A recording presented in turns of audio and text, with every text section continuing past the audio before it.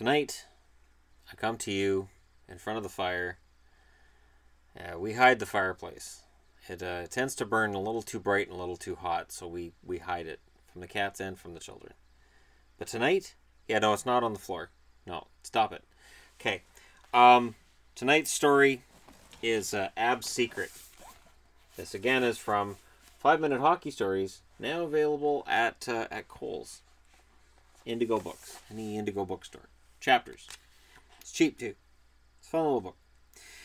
Did you know that women and girls have been playing hockey for as long as men and boys have? In fact, the daughter of Lord Stanley, the fellow who donated the Stanley Cup, played hockey herself. Back when your grandmothers were young, women were seldom seen playing ice hockey. Hockey was considered a sport only for men and boys. Most people thought girls didn't want to play, and that they couldn't. But in 1956, there was at least one little girl who didn't think hockey was only for boys. 8-year-old Abigail Hoffman loved to play hockey. She had learned to skate when she was 3 years old. Not long after that, she started playing shinny, a game of hockey played just for fun at a local outdoor rink with 2 of her older brothers. By the time Abby was in grade 3, she wanted to play on an actual hockey team. When she asked her parents, they took her down to register for Toronto Youth Hockey League. When Abby and her parents arrived at the arena, they found it crowded with hundreds of little boys and their parents. There didn't seem to be any other girls there. This was because there weren't any girls' teams to play on. Abby's parents thought there was nothing to do but go home. Abby, however, wasn't ready to give up. After all, she wasn't really looking for a girls-only team. She was just looking for a team. She didn't realize girls weren't supposed to play on the boys' teams. So Abby did what every other kid was doing. She walked over to the registration desk and gave the person her name, her age, and her phone number. Except she didn't say Abby. She said Ab. Then Abby walked back through the crowd of boys to find her parents. A couple days later, Abby's mom got a phone call. Her son, Ab, was on a team called the St. Catharines Teepees. Abby's mom knew that if she told the coach that Ab was a girl, he might say she couldn't play. So Abby's mom kept quiet. And Abby got ready to lace up her skates. I can only assume that's taken from life. That's a real picture right there. Breathe that in. Breathe it in, kids. So what do you think happened when Abby hit the ice? Do you think Ab's teammates thought that he wasn't a boy? Do you think people watching the game thought there was something different about the way Ab played? Do you think the coach suspected the player named Ab might really be a player named Abby? Of course not. The only thing everyone noticed was that Ab was a good hockey player. A really good hockey player.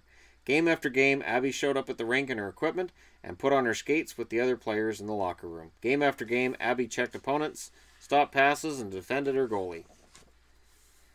No one on the team knew Abby was a girl, but it was getting harder and harder to keep the secret.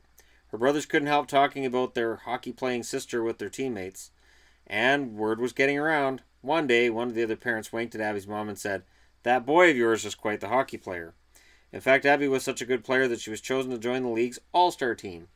That's when Abby's mom knew she couldn't fool people for much longer. After the first all-star game, the whole team would be going out swimming to celebrate. Everyone would see that Abby was wearing a girl's swimsuit, not a boy's. It was time to let people know that the terrific hockey player everyone knew as Ab was really named Abigail. When Abby's parents told her coach, he couldn't believe it. Neither could a lot of people. Back then, it was so surprising to people that a girl could play as well as a boy that Abby's story even made the newspapers, the radio, and the television. Once Ab's story got out, so many girls asked to play hockey that the league started a spring training camp just for them. Abby had proven that girls wanted to play hockey, and that they could play well. After her season with the Teepees, Ab focused on swimming and track and field instead. Just as with hockey, she was really good at those sports. She was so good at running, in fact, that as a young adult, she won medals and broke records at the Pan American Games, the Commonwealth Games, and 4 Olympic Games. Even though Abby chose to play other sports when she got older, women and girls who put on skates and team jerseys today have a little girl named Abby Hoffman to thank for the fun they have on the ice. And there you go. 5-minute stories in about 5 minutes.